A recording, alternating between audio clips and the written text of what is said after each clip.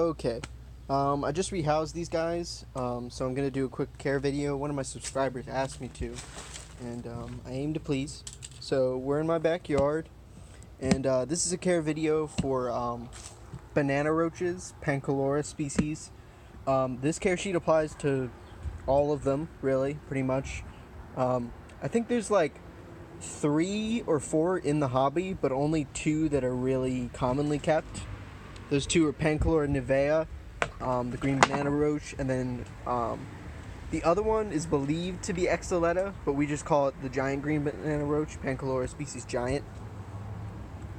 Care on these guys is like uber simple.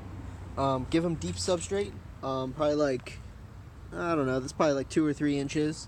The nymphs burrow and they can't climb, but the adults do climb and they do burrow extremely well, or they do climb very well. They can also fly. I recommend these gasket tubs from the Container Store. They have a gasket at the top so nothing can get out, and then I cut out the screen and stuff myself, and then, you know, all that. But these guys like it moist and they like it warm. Make sure the substrate is always at least a little bit damp. And I like to keep them at 85 to 90 degrees. You can keep them higher than that, and they do fine too. But there's a few.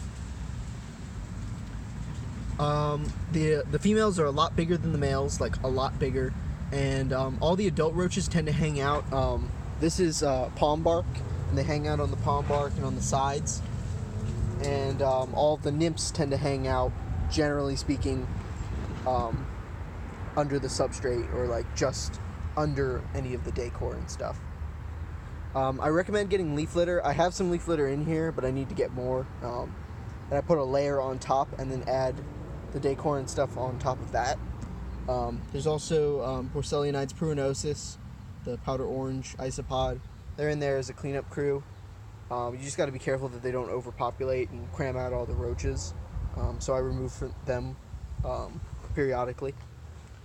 Speaking of which, if anybody needs them, I got a ton of them, and I will sell them to you for very cheap because I have too many. But there you go, there's some. Size-wise, they aren't super huge roaches. Nivea are even smaller than these. This is giant. This is the giant culture. I keep them separate. A lot of people keep them together, and I just think that's dumb because you can't tell the difference. If you're trying to sell nymphs, you can't, because all the nymphs look exactly the same. But yeah, that's more or less it. I'll show you them again. They're really pretty roaches. I like them a lot.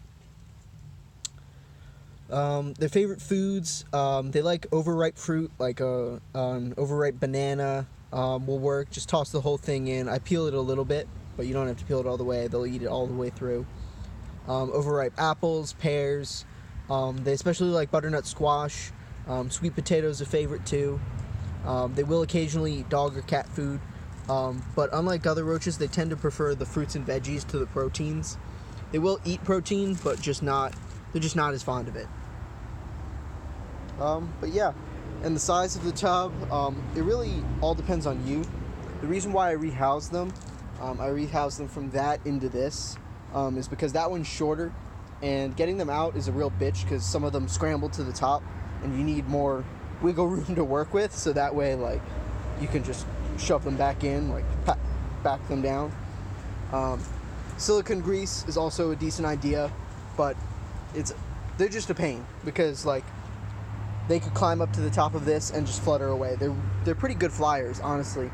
They won't fly for a very long distance, but they do so really quick and really well. They're very fast and hard to catch as adults. But the nymphs, they don't climb at all. They're pretty bad at it. I think they're an excellent feeder. They're really good, especially I like them for chameleons. Chameleons really love these guys. They're soft-bodied roaches. They're not really that hard. And the bright green color and the fact that they flutter and run around and they don't burrow as adults makes them really attractive to chameleons and stuff. But yeah, really cool roaches. I like them as pets and as feeders. They also do really well in like mixed species setups, since they're not very protein aggressive. Unlike some other roaches, they won't like attack other inverts in your collection. I've kept them with millipedes and isopods, other roaches, larger. I've even kept them with vertebrates, and they do really well. They won't hurt like your gecko eggs, or they generally won't hurt amphibians either. They're pretty unique in that respect. And their temperature and humidity thing, like the temperature, they don't have to be kept really warm, but that's if you want optimum breeding. They can survive at lower temps. You can keep them at room temperature and they will live no problem. They just won't breed nearly as quickly. But, yeah. Let me see. Maybe we'll go in here and look at some more. There's mostly isopods. Yeah, there's mostly nymphs in here. There's not a whole lot of adults. My other colony of Nivea has a lot more adults in it. There's some. Yeah. But, that's pretty much it in a nutshell, folks. All there is to it. One of the easiest roaches. If you can deal with the fact that they fly and are a bit of a nuisance to get out, I highly recommend them. So yeah, take care, guys. Happy keeping. If you have any other suggestions for care videos or something that you want me to do, I'll do them if I have it. You know, I can't. Wouldn't be very good of me to do care videos for animals I don't have. But I do have a lot of stuff. I have lots of isopods, lots of roaches. I have tarantulas and scorpions too. But yeah, have a good one, guys. Like, comment, share, subscribe. Have a good one.